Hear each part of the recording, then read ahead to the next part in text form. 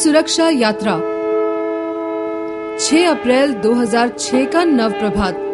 इस नव प्रभात के पहले अंशुल के साथ शुरू हुई एक ऐसी यात्रा जो भारतीय क्षितिज पर मंडरा रहे संकट के बादल के प्रति भारतीयों को सचेत कर सके। यूं तो जन संवाद के लिए भारत में यात्राएं होती रही हैं। यात्राओं की परंपरा बहुत पुरानी है। ऋषि मुनि साधु संत उपदेशक धर्म का संदेश लेकर देश के कोने कोने में जाते रहे हैं। आदि शंकराचार्य जी महाराज ने उस जमाने में जब परिवहन और यातायात की सुविधाएं प्राप्त नहीं थी, सड़कों का सर्वथा अभाव था, सारे देश की यात्रा कर भारतीयता का संदेश अधिकाधिक लोगों तक पहुंचाया। देश के 4 कोनों में 4 मठों की स्थापना करके भारत की एकता को प्राण प्रदान किए। भारतीय जनता पार्टी ने, विशेषकर इसके वरिष्ठ नेता लालकृष्ण आडवाणी ने यात्राओं को राजनीतिक रूप देकर एक राजनीतिक प्रयोग किया और यात्राओं को जन संवाद का जरिया बनाया। जब जब देश पर संकट आया, लालकृष्ण आडवाणी ने रथ यात्रा की, लोगों से प्रत्यक्ष संवाद किया और इससे निकली रणनीति ने देश को एक नई दिशा दी। भारत सुरक्षा यात्रा उनकी 5वीं रथ यात्रा है और इस बार मुद्दा है भारत की सुरक्षा का। 5 सर फन फैला रहे हैं और पांचजन्य को यानी भारतवासियों को अपने घेरे में ले रहे हैं। जिन 5 सर्प यानी 5 घातक चीजों के प्रति जनता को सचेत करने के लिए ये यात्रा निकाली गई, वे हैं जिहादी आतंकवाद तथा वामपंथी उग्रवाद से राष्ट्रीय सुरक्षा अक्षुण्ण रखने के लिए, अल्पसंख्यकवाद की विघटनकारी राजनीति से राष्ट्रीय एकता की रक्षा के लिए, उच्च स्तरीय भ्रष्टाचार तथा अपराधीकरण से शासन को मुक्त करने के लिए, संस्थागत दुरुपयोग तथा कांग्रेस पार्टी की मिथ्या त्याग संस्कृति से संसदीय लोकतंत्र के बचाव के लिए और आकाश छूती कीमतों, बेरोजगारी तथा कर्ज से आम आदमी, गरीब और किसान के बचाव के लिए। जिस राज्य में विघटनकारी शक्तियों को दूध पिलाया जा रहा हो, वो राज्य कल्याणकारी कैसे हो सकता है? असुरी शक्तियों को बढ़ावा देकर राम राज्य की स्थापना कैसे हो सकती है? ऐसी परिस्थिति में ये जरूरी हो गया कि भारतीय जनता को इन सभी चीजों से अवगत कराया जाए और यही बीड़ा उठाकर भाजपा के 2 वरिष्ठ नेता रथ पर सवार हुए।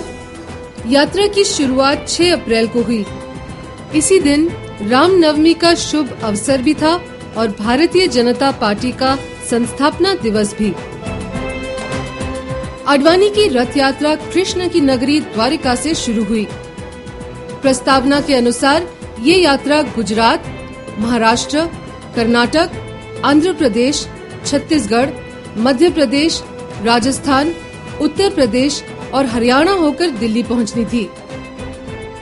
राजनाथ सिंह की रथ यात्रा जगन्नाथपुरी से होकर दिल्ली पहुंचनी थी।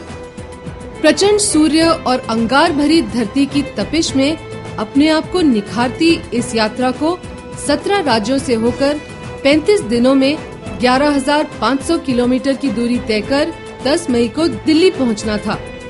10 मई यानी वो दिन जब अंग्रेजों के खिलाफ पहला बिगुल फूंका गया और 1857 की क्रांति की शुरुआत हुई। 10 मई 2006 को इसकी 150वीं वर्षगांठ थी। लेकिन काश ऐसा हो पाता। काल ने भाजपा पर कठोर प्रहार किया। भाजपा के वरिष्ठ नेता प्रमोद महाजन की 3 मई 2006 को दुखद मृत्यु हो गई। पार्टी शोक में डूब गई और भारत सुरक्षा यात्रा को रोक दिया गया।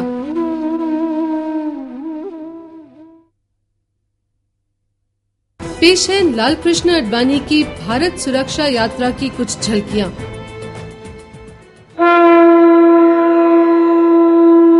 शंखनाद, फिर द्वारिकाधीश की अर्चना।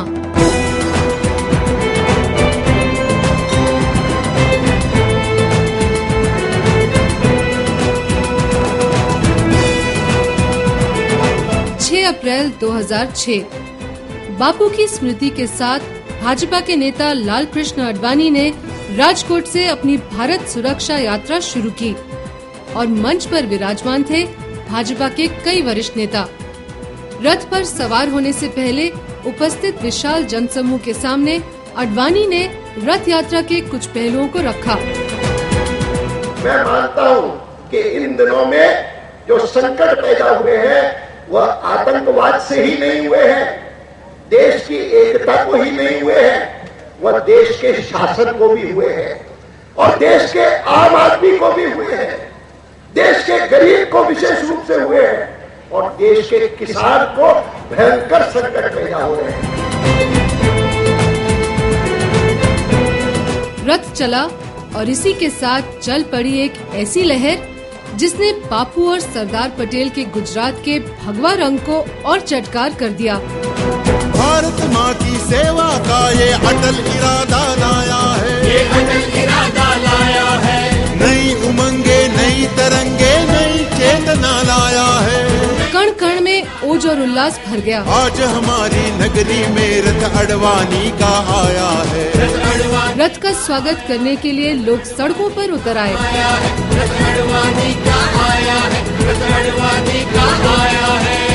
कहीं फूलों की वर्षा की गई तो कहीं भेरी से जयगान किया गया।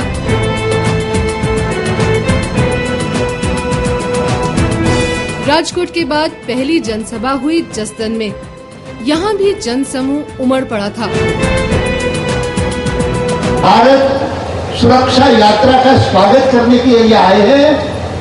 यही इस बात का प्रमाण है कि लोगों के मन में भारत की रक्षा के बारे में कितनी चिंता है।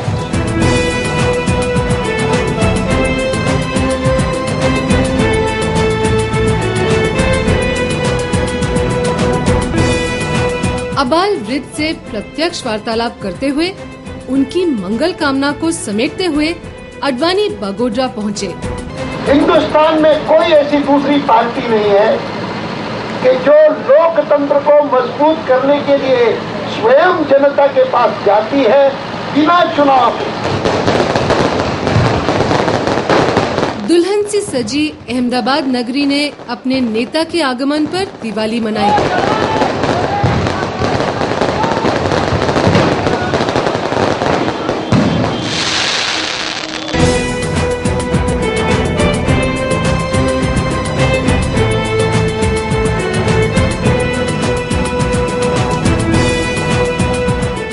अप्रैल दिन भर की रथ यात्रा के बाद वडोदरा पहुंचे लाल कृष्ण आडवाणी ने लोकतंत्र को दीमक की तरह चाट रही आज की राजनीति पर कटाक्ष किया। 1947 से पहले राजनीति एक मिशन हुआ करती थी। जो राजनीति में आते थे वो एक बड़े महान कार्य के लिए आते थे, उनको कुछ मिलता नहीं था। धीरे धीरे करके डीजेनरेशन आया और वो डीजेनरेशन आते आते आते यहाँ तक पहुंचा कि आज लोग कहते हैं कि बाकी डेमोक्रेसीज में politics is a profession like any other. कोई डॉक्टरी करता है, कोई वकालत करता है, कोई वैज्ञानिक बनता है, लेकिन हिंदुस्तान में तो ये प्रोफेशन भी नहीं रहा, प्रोफेशनल इंटेग्रिटी भी नहीं रही।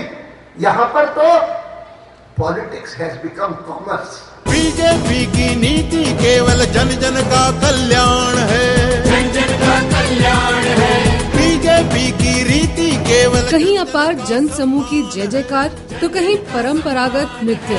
बीजेपी का आडवाणी सूरत पहुँचते पहुँचते पूरी तरह सरदार पटेल के रंग में रंगे दिखे। हमारा राष्ट्र एक है और वो सांस्कृतिक राष्ट्रवाद है और उस सांस्कृतिक राष्ट्रवाद के कारण कोई इसको तोड़ नहीं सकता। कोई इसको संकट पैदा करेगा तो सारा देश मिलकर के उसका मुकाबला करेगा। बीजेपी का धर्म केवल भारत नवनिर्माण प्रत्यक्ष वार्तालाप तो कहीं जन जागरण और कहीं राजनीतिक प्रशिक्षण।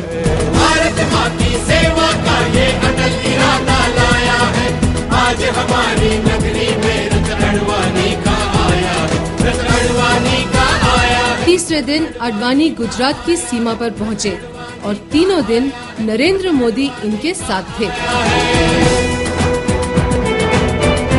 मराठा प्रदेश शिवाजी की जन्मभूमि और कर्मभूमि, सावरकर का प्रदेश और तिलक की मातृभूमि महाराष्ट्र सदियों से भारतीयों के रगों में ओज भरता रहा है। आडवाणी की अलख को सुनकर इसने एक बार फिर केसरिया चादर ओढ़ ली।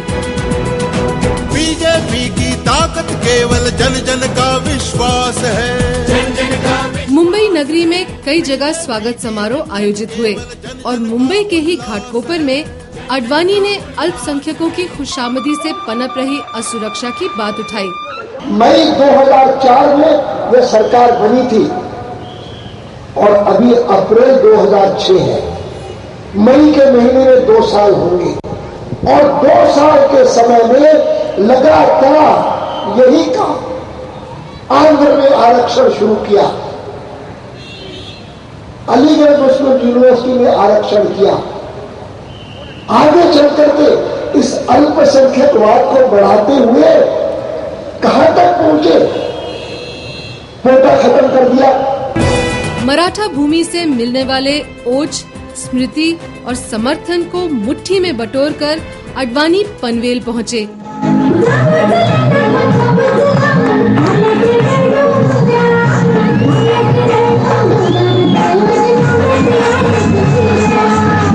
उन्हें देखकर यहाँ लोग खुशी से झूम उठे।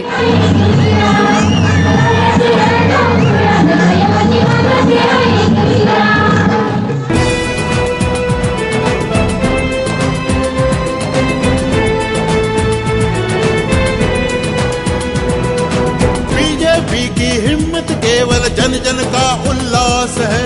जन जन का उल्लास है। बीजेपी का जादू केवल जन जन का ही प्यार है। जन जन का ही प्यार है। इसके बाद यात्रा पहुंची तलेगांव। यहाँ संवाद का मुख्य मुद्दा था आतंकवाद। स्वतंत्रता प्राप्ति के बाद 1947 से लेकर के आज तक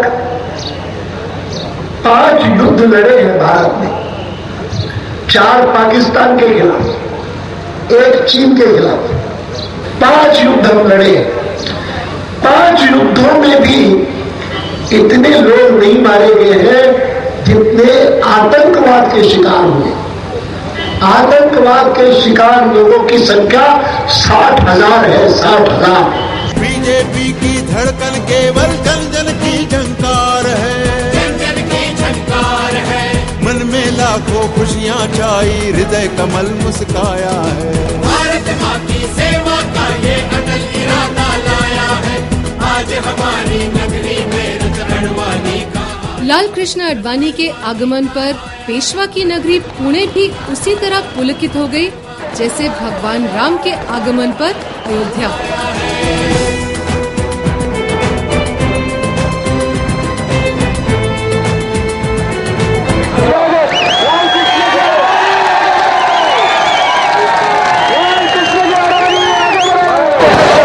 पटाखों से पूरा आसमान गुंजित हो गया।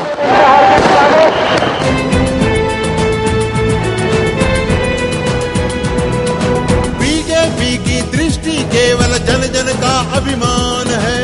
जन जन का अभिमान है। बीजेपी की शक्ति केवल जन जन की मुस्कान है। जन जन की मुस्कान है। IMDT एक्ट ऐसा एक्ट है कि जिसके कारण इलीगल इमिग्रेशन सरल हो गया है, किसी को निकालना संभव नहीं है। फॉरेनर्स एक्ट में निकालना संभव है, बहुत सारे लोगों को फॉरेनर्स एक्ट में निकाल दिया गया, लेकिन भारत सरकार ने आसाम के लिए IMDT एक्ट लगा दिया। अच्छा हुआ कि सुप्रीम कोर्ट ने उसको स्ट्राइक आउट कर दिया। तो इन दिनों में कभी कभी कांग्रेस पार्टी की अध्यक्षा, प्रधानमंत्री आसाम के चुनाव में कह देते हैं कि मुसलमानों का हैरेसमेंट नहीं होगा। मेरा कहना है किसी भी असम या मुसलमान का हैरेसमेंट नहीं होना चाहिए, 100% उनको सुरक्षा मिलनी चाहिए। लेकिन एक एक बांग्लादेशी व्यक्ति उसको डिपोर्ट करके आसाम से बाहर भेजना चाहिए, बांग्लादेश वापस भेजना चाहिए, किसी को रहने नहीं देना चाहिए।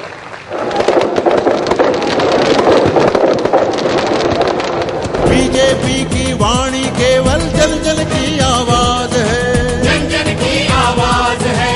बीजेपी का लक्ष्य केवल रक्षा और सुराज है, रक्षा और सुराज है। वंदे मातरम गीत सदा ही बीजेपी ने गाया है।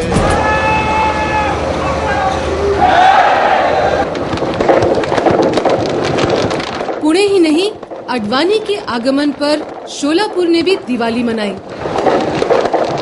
भारत का जय घोष और वंदे मातरम के साथ आडवाणी का रथ आंध्र प्रदेश पहुंचा। भाजपा के पितामह के निशाने पर थे दो मुद्दे। कृष्णदेव राय के राज्य में लक्ष्मी से चाकरी कराने वाले यहाँ के किसानों के घर में गरीबी क्यों, और दया, धर्म और सौहार्द की मूर्ति आदिल अली शाह के प्रदेश में नक्सलवाद का साम्राज्य क्यों। ऐसा लगा आडवाणी ने उनके मन के तार को छू दिया हो। आंध्र में मैं आया हूँ तो आंध्र में सुन करके मन को बहुत धक्का लगा कि पिछले समय में आंध्र अकेले में 4000 किसानों ने आत्महत्या की है। लेकिन हमने तय किया है कि भारतीय जनता पार्टी की ओर से मांग करेंगे कि किसानों के आत्महत्या के बारे में एक गहन अध्ययन होना चाहिए और वो अध्ययन एक जॉइंट पार्लियामेंट्री कमेटी करे। आडवाणी की इस रथ यात्रा को आंध्र प्रदेश में अभूतपूर्व जन समर्थन मिला। बीजेपी की ताकत केवल जन जन का विश्वास है, जन जन का विश्वास है। बीजेपी की हिम्मत केवल जन जन का उल्लास है, जन जन का उल्लास है। बीजेपी का जादू केवल जन जन का ही प्यार है, जन जन का ही प्यार है। बीजेपी की धड़कन केवल जन जन की झंकार है, जन जन की झंकार है। मन में लाखों खुशियाँ छाई, हृदय कमल मुस्काया है।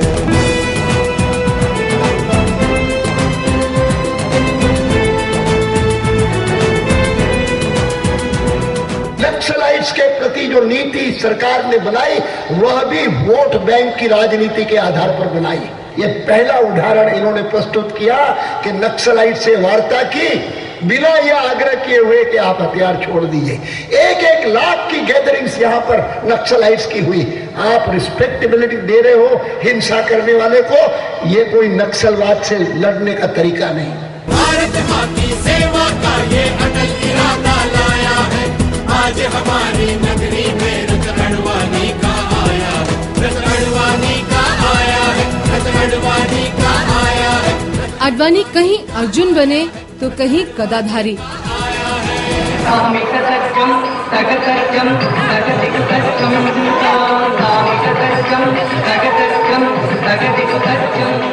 जो बांग्लादेश की समस्या है वह देश के लिए भी समस्या है और पश्चिम बंगाल के लिए भी समस्या है, आसाम के लिए भी समस्या है। और ऐसी स्थिति आ सकती है जब पूर्वी प्रदेशों में यह मांग भी खड़ी हो जाए कि हमको फिर से विभाजन चाहिए, हमसे फिर से बंटवारा चाहिए। इसीलिए हमने कहा है कि ये भारत सुरक्षा यात्रा ये विघटन के खिलाफ अभियान है। रामायण पेट में तो वहाँ के गडरियों ने आडवाणी को अपने ही रंग में रंग दिया।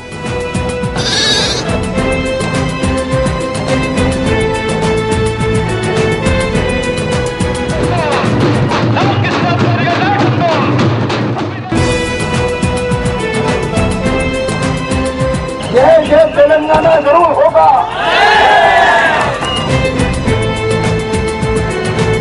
आंध्र प्रदेश में मिले स्वागत और जन समर्थन से अभिभूत आडवाणी आदिलाबाद पहुंचते पहुंचते निशब्द हो गए। मैं आदिलाबाद के नागरिकों के माध्यम से पूरे आंध्र को संदेश देना चाहता हूं, उनके प्रति अंतःकरण से आभार प्रकट करना चाहता हूं कि उन्होंने तीनों दिन पर इतना प्रेम से, इतना उत्साह से इस यात्रा का स्वागत किया है कि मेरे पास आभार प्रकट करने को पर्याप्त शब्द नहीं है। 20 अप्रैल को आडवाणी ने एक बार फिर महाराष्ट्र की सीमा में प्रवेश किया और विदर्भ क्षेत्र के सुन्ना गांव में किसान आत्महत्या के पीछे किसानों की मनोदशा को समझने की कोशिश की।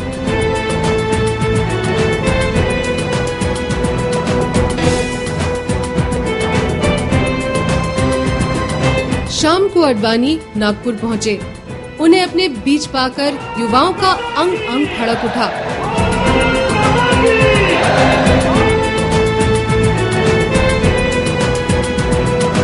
बीजेपी की नीति केवल जन जन का कल्याण है, जन जन का कल्याण है। नागपुर से चलकर सकोली पहुंचे आडवाणी ने यूपीए सरकार की संरचना पर चुटकी ली। आज जो प्रधानमंत्री है वैसा प्रधानमंत्री पहले कभी नहीं हुआ। पहले जितने प्रधानमंत्री थे, पंडित नेहरू थे, चाहे देवेगौड़ा थे, चाहे वाजपेयी जी थे, वे सब के सब मोटर गाड़ी की स्टीयरिंग व्हील पर बैठते थे। सरकार को अगर मोटर गाड़ी माना जाए तो उसके स्टीयरिंग व्हील पर जो बैठता है वह दिशा निर्देश करता है कि किस दिशा में जाएगी सरकार, और हमेशा प्रधानमंत्री बैठता था। पहली बार ऐसा प्रधानमंत्री हुआ कि जो स्टीयरिंग व्हील पर नहीं बैठता। स्टीयरिंग व्हील पर कांग्रेस की अध्यक्षा बैठती है, सोनिया जी बैठती है, मनमोहन सिंह जी नहीं बैठते। एक पत्रकार ने मुझसे पूछा तो मनमोहन सिंह जी कहां बैठते हैं? मैंने कहा कि मनमोहन सिंह जी एक्सीलरेटर दबाते रहते हैं। और विडंबना यह है कि जिस समय मनमोहन सिंह जी एक्सीलरेटर दबाते हैं उसी समय कम्युनिस्ट ब्रेक दबाते हैं।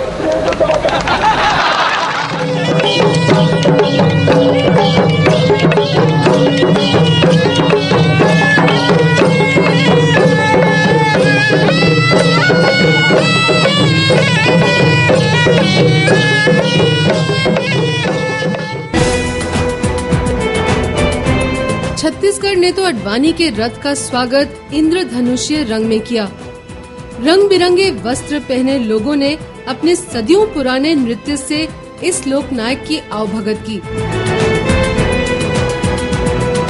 बीजेपी की नीति केवल जन जन का कल्याण है, जन जन का कल्याण है।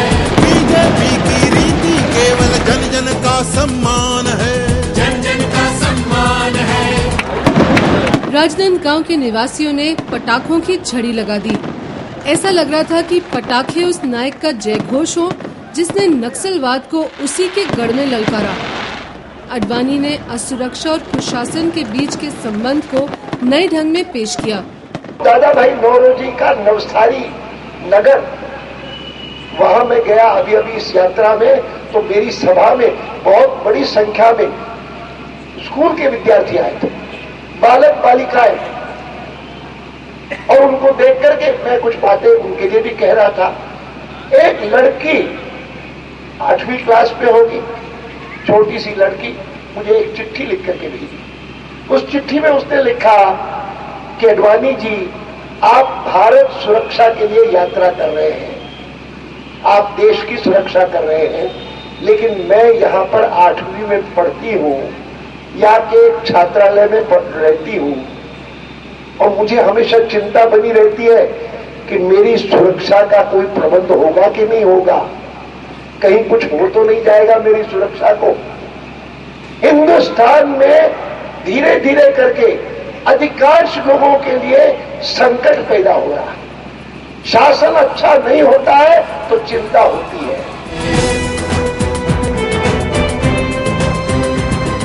राजनांदगांव से रायपुर के रास्ते में भी लोग चप्पे चप्पे पर खड़े रहे।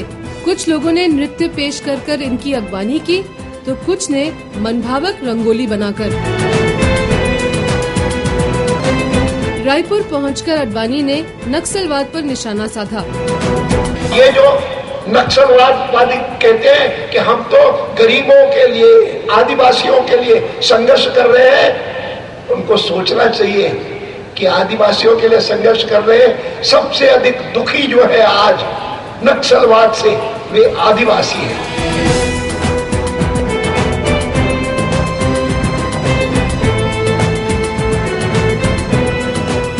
छत्तीसगढ़ में आडवाणी जहां भी गए, लोगों ने अपने इस नायक की झलक पाने के लिए घंटों इंतजार किया।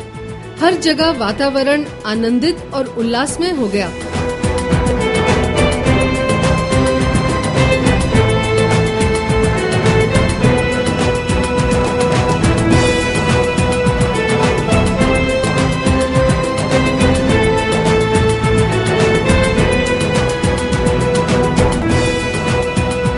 राजा भोज का प्रदेश विक्रमादित्य की कर्मभूमि और तुलसीदास का देश मध्य प्रदेश। अरे ये सरकार क्या आतंकवाद का मुकाबला करेगी? जो सार्वजनिक सभा विधानसभा में प्रस्ताव पारित करती है कि मदनी को छोड़ दो, मदनी एक आतंकवादी है। मदनी को तमिलनाडु की सरकार ने गिरफ्तार किया है कि उसने कोयम्बटूर में बम ब्लास्ट करवा करके और 54 लोगों की हत्या कर डाली। बीजेपी की ताकत केवल जन जन का विश्वास है, जन जन का विश्वास है। बीजेपी की हिम्मत केवल जन जन का उल्लास है, जन जन का उल्लास है। बीजेपी का जादू केवल जन जन का ही प्यार है, जन जन का ही प्यार है। बीजेपी की धड़कन केवल जन जन। जब आडवाणी का रथ इस प्रदेश में पहुंचा, तो पूरा माहौल ही राममय हो गया। कोई हनुमान बनकर इनके स्वागत के लिए आया, तो कोई भारत माँ बनकर। ये अटल इरादा लाया है, आज हमारी नगरी में रथ अडवाणी का आया है, रथ अडवाणी का आया है, रथ अडवाणी का आया है, रथ अडवाणी। भोपाल में आडवाणी ने पंडित दीनदयाल उपाध्याय को याद किया। पंडित दीनदयाल जी उपाध्याय, जिनसे प्रेरणा प्राप्त करके, जिनसे शिक्षा प्राप्त करके हमने राजनीति की, वे हमेशा कहा करते थे कि political parties main function is political education. Bharat माँ की सेवा का ये अटल इरादा लाया है, आज हम। भोपाल से इंदौर के रास्ते में तो इनके रथ का स्वागत शाही अंदाज में किया गया। आया है, रथ अडवाणी का आया है, रथ अडवाणी का आया है, रथ अडवाणी का आया है।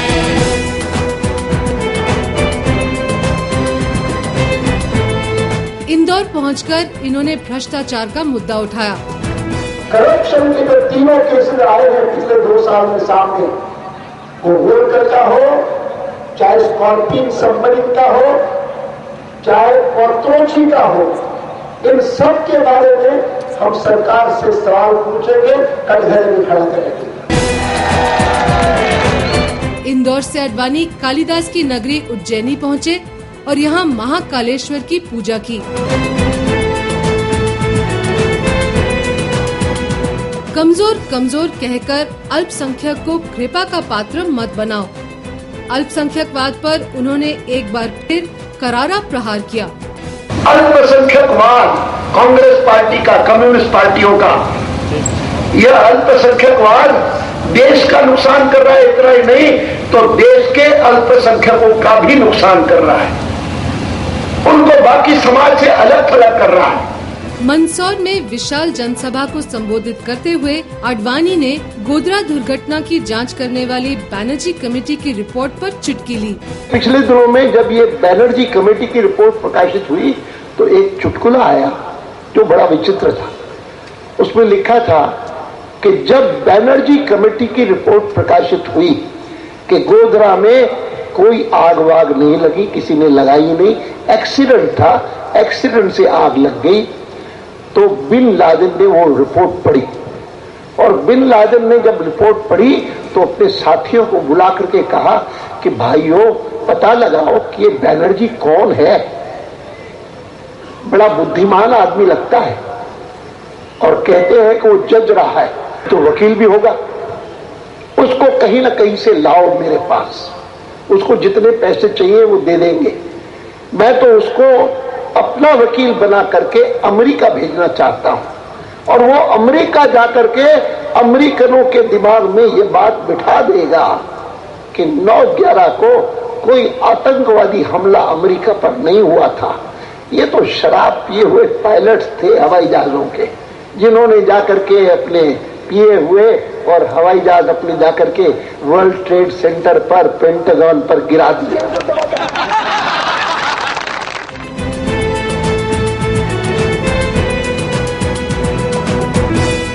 इसके बाद आडवाणी का रथ एक ऐसे प्रदेश में पहुंचा जहां के कण कण में शौर्य और स्वाभिमान भरे पड़े हैं। बीजेपी की दृष्टि केवल जन जन का अभिमान है, जन जन का अभिमान है। बीजेपी की शक्ति केवल जन जन की मुस्कान है, जन जन की मुस्कान है। बीजेपी की वाणी केवल जन जन की आवाज है। वीरों की मातृभूमि राजस्थान ने इस अनोखे सिपाही के स्वागत में अपना आंचल बिछा दिया। और सुराग है। चित्तौड़गढ़ ने तो स्मृति चिन्हों की भेंट देकर इनके इरादों को और दृढ़ कर दिया। वंदे मातरम गीत सदा ही बीजेपी ने गाया। महाराणा प्रताप की यादों को लेकर भीलवाड़ा पहुंचे लालकृष्ण आडवाणी ने मानसिंह की तरह व्यवहार करने वाली यूपीए सरकार पर निशाना साधा।